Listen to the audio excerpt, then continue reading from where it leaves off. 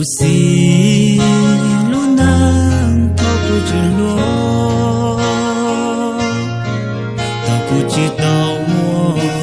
punya te menyo che kuyulu ko ko kulusian cha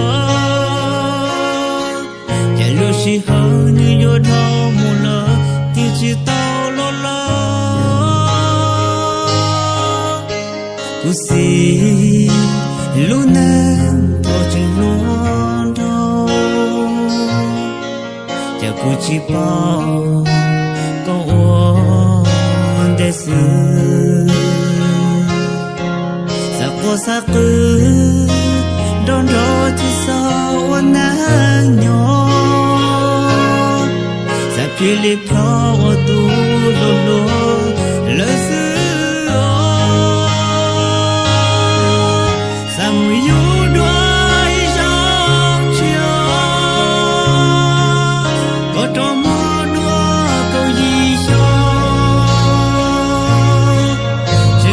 Siano tu chi quan trọng, culo có mua tu chi tao pa, sa một tua đuôi gió chiều, có lo siêu theo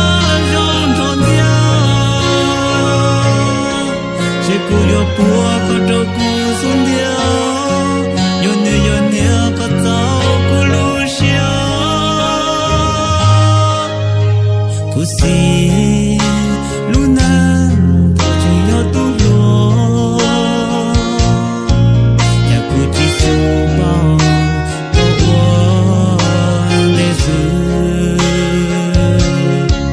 ya nu yo mo kulu sia tia kulu pla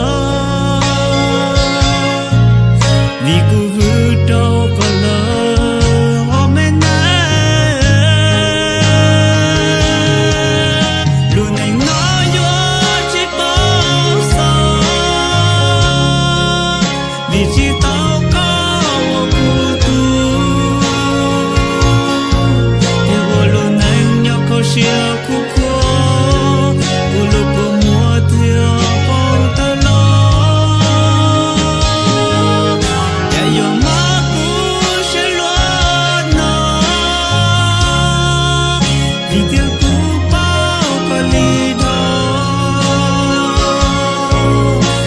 chỉ tao có trở lilu sẽ xa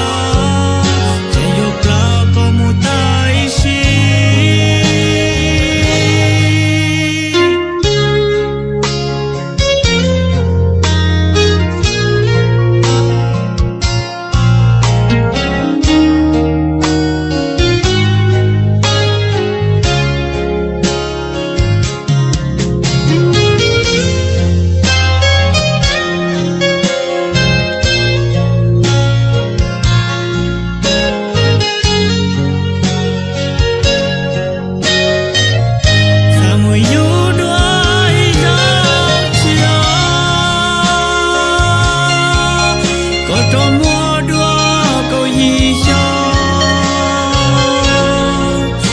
Kulo siano tu chi ponjo, kulo pomo tu chi